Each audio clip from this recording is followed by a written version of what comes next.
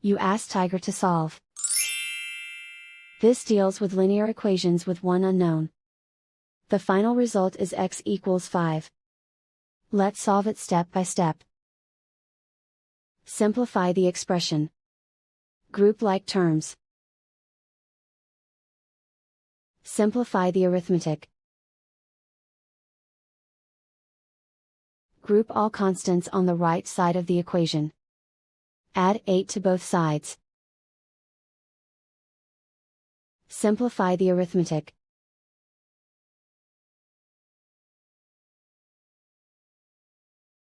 Isolate the x. Divide both sides by 2. Simplify the fraction.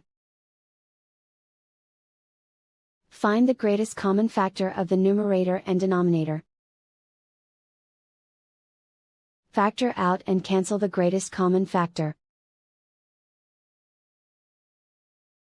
And so the final result is x equals 5.